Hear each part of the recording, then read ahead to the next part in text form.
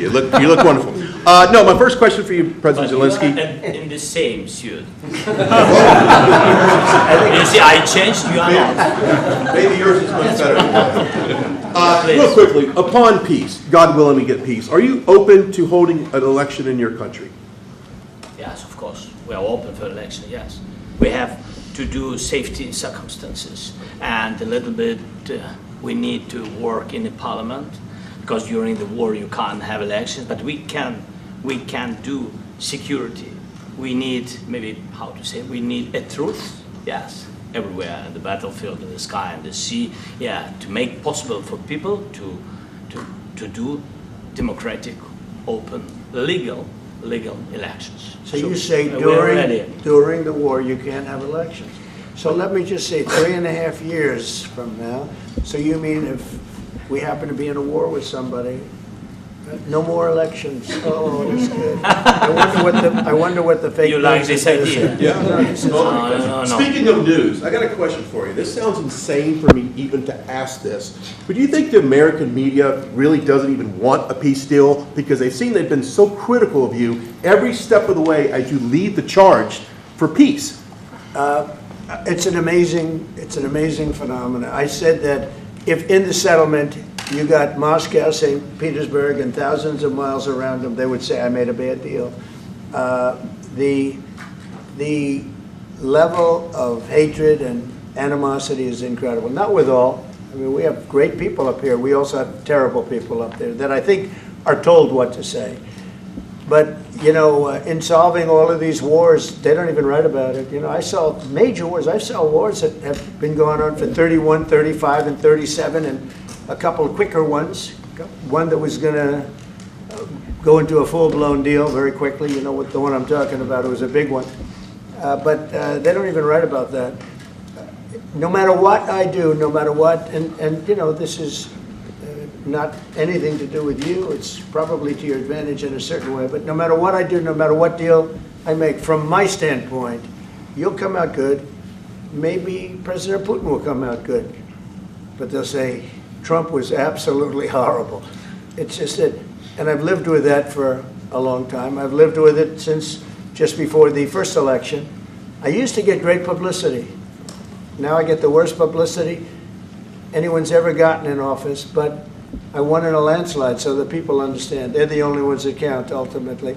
But I've also had great reporters. I've had journalists that are very good.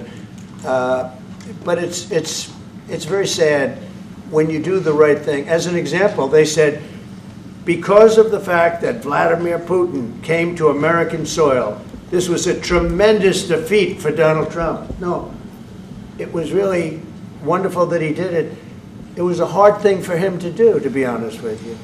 It was the opposite of what they said, but they said it. Now, if he didn't come, they'd say that was also bad for Trump. You know, there's no way. And there's just a great dishonesty of the press, and I think that's why it's lost its credibility. You know, its credibility is at an all-time low.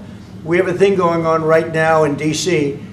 We went from the most unsafe place anywhere to a place that now friends are calling me up, Democrats are calling me up, and they're saying, sir, I want to thank you. My wife and I went out to dinner last night for the first time in 4 years, and Washington, D.C. is safe, and you did that in 4 days. I'll tell you, it's safe. I had another friend of mine. He has a son who's a great golfer. He's on tour, and he came in 4th yesterday in the big tournament where Scotty Scheffler made the great shot, and he said his son is going to dinner in Washington, D.C. tonight. I said, would you have allowed that to happen a year ago? He said, no way, no way. He said, what you've done is incredible. And I think the people realize it. But the press says, he's a dictator, he's trying to take over.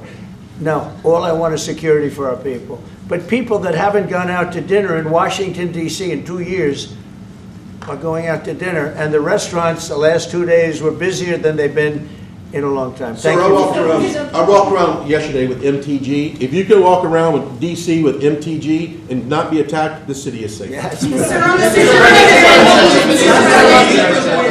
Thank you, Mr. President. Last week you warned of what you called severe consequences if a 30-day ceasefire or any type of ceasefire were not agreed to by Russia Will there be severe consequences? Does that change because of I your don't meeting think you with need a President Putin? ceasefire. You know, if you look at the 6 deals that I settled this year, they were all at war. I didn't do any ceasefires.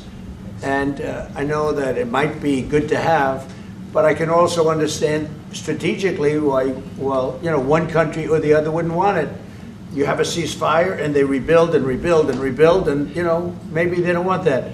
But if you look at the 6 deals that we made peace and you know, long-term, long-running wars, I didn't do any ceasefires. Would I like the concept, you know, I like the concept of a ceasefire for one reason, because you'd stop killing people immediately, as opposed to in 2 weeks or 1 week or whatever it takes. But we can work a deal where we're working on a peace deal while they're fighting. They have to fight. I wish they could stop. I'd like them to stop. But strategically, that could be a disadvantage for one side or the other. But all of these deals I made without even the mention of the words ceasefire. Are you President Zelenskyy, are you Can disappointed you that there's no explain the ceasefire? decision to offer Ukraine Article 5-like security guarantees, but stop short of pushing for their full membership? Yeah, well, we haven't done anything on that yet. If you look back and you go back long before President Putin, it was always a statement that they would never allow Ukraine into NATO. So that was a statement that was made, but we haven't discussed any of that yet. We're going to be discussing it today. But we will give them very good protection, very good security. That's part of it. And the people that are waiting for us, they are, I think they're very like-minded. They want to help out also. Thank you, President. Thank you, President Trump. Are you disappointed there's no The United ceasefire, Mr. States, President? the United States has already given hundreds of billions of dollars to this war effort in Ukraine. At best, it is a stalemate, and the killing continues. So, President Trump, how much more is the United States willing to give Ukraine? And President Zelenskyy, how much more do you want?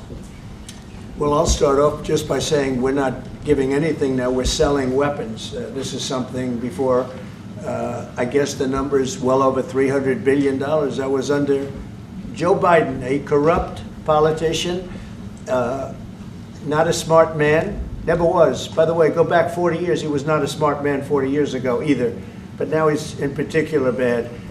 This was done by a corrupt administration that shouldn't have been in, and frankly, if the right results of the election were given, if I were president, this war would have never taken place, and he would have been very happy, because he would have liked to have seen. I mean, they went through hell. He went through hell. This war would have never happened, and the people that were killed, a couple of million people, a lot of people with soldiers and everything else, and the people that have been displaced and forced into other areas and other countries because of what's happened, none of that would have happened. And I'm just saying that he was a horrible president. Whether it was the borders or this, he was just a horrible, corrupt president. Mr. President, You want to I can. Thank you so much. So first of all, we have possibility now to buy weapon from the United States. We are thankful for this program and this opportunity. We are thankful for Europe. They pay for this. And through NATO program, for example, Pearl and etc., we have some programs where we can have some money to finance this. And this is a part, I think, it's not a part for the war and to defend us. It also will be a part for security guarantees, to strengthen our army, to rearm Ukrainian army. This is very, very important. And it depends how much money we need to rearm. For example, the question of air defense, we spoke about it with President Trump, and I'm happy that we have now bilateral decisions and we work on it with production, American production. Nobody in Europe has so many air defense like Patriots, for example. We need it very much, and this is also about defending. I think the good news, we make the best military equipment in the world by far. You mentioned the Patriots. How good are they? Systems. We air have defense. systems, they're literally 100% foolproof. And it's really like shooting two bullets, you know, two bullets hitting each other in the air in a space like this. The chance is 100%. It's 99 to 100%. So we sell the equipment to NATO. And NATO does what, I don't know what the arrangement is that you have with, but I know that they want you to have the equipment. And we're getting the best equipment in the world, but they pay us for the equipment. Under Biden, it was just crazy what was going on. I believe the number is over 300. I think it could be $350 billion worth of equipment and money and everything else. And we've made more progress in settling this war in the last 2 months than they made in 4 years. This should have been settled a long time ago, but it should have never happened. Yeah, please. Real quickly, you pushed out on social media. All right, Brian, go first. You pushed out on social media about doing away with mail-in ballots and potentially electronic voting machines. Can you expand on that and how important Well, that is? that's a very off-topic, just Sorry. really quickly. Mail-in ballots are corrupt. Mail-in ballots, you can never have a real democracy with mail-in ballots. And we, as a Republican Party, are going to do everything possible that we get rid of mail-in ballots. We're going to start with an executive order that's being written right now by the best lawyers in the country to end mail-in ballots because they're corrupt. And you know that we're the only country in the world, I believe, I may be wrong, but just about the only country in the world that uses them because of what's happened. Massive fraud all over the place. The other thing we want change are the machines. For all of the money they spend, it's approximately 10 times more expensive than paper ballots. And paper ballots are very sophisticated with the watermark paper and everything else. We would get secure elections. We'd get much faster results. The machines, I mean, they say we're going to have the results in 2 weeks. With paper ballots, you have the results that night.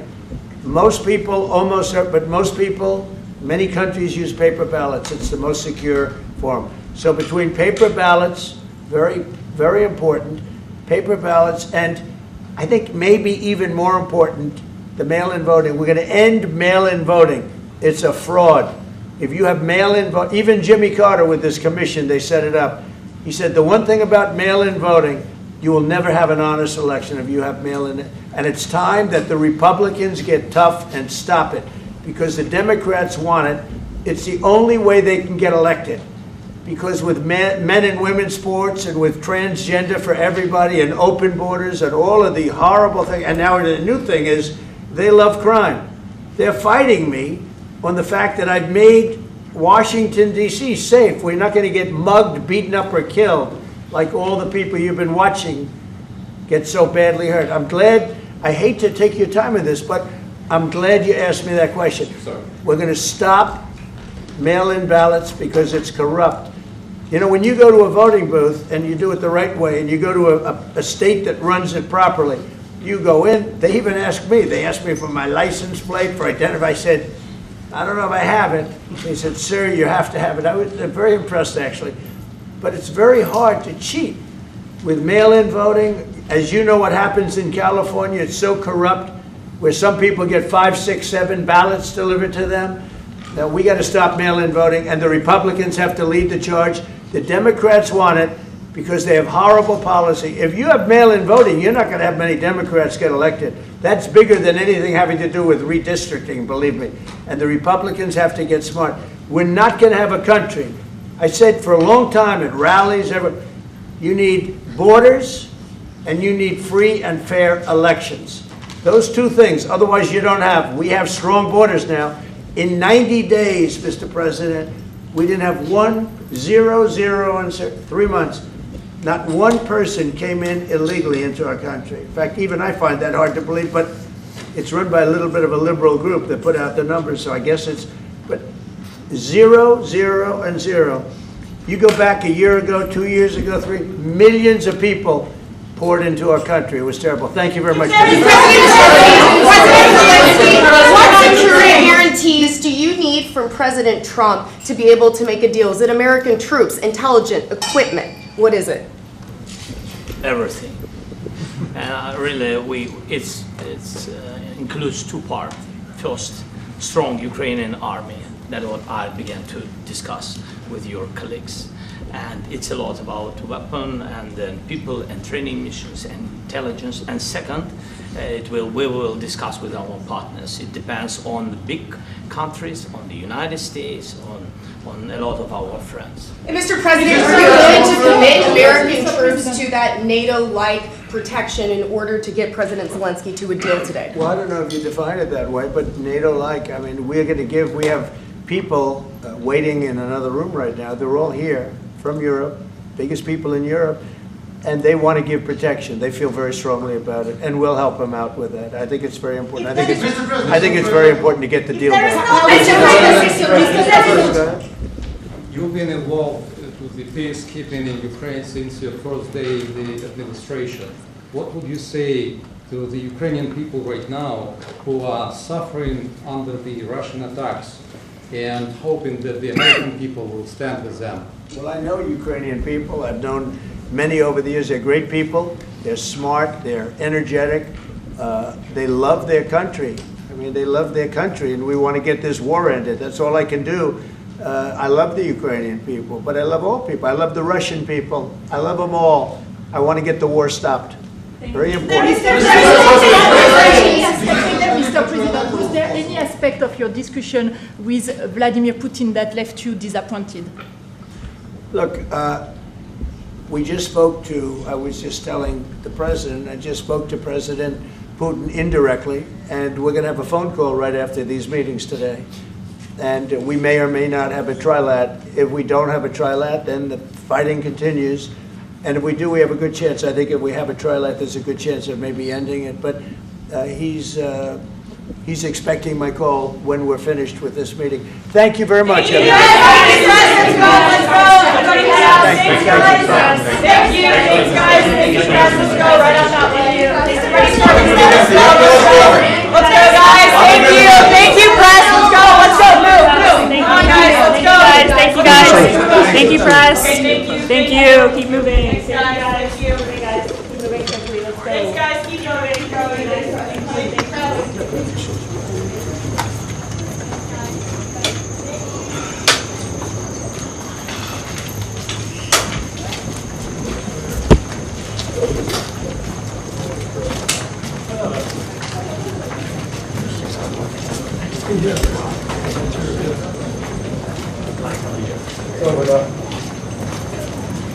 How are you?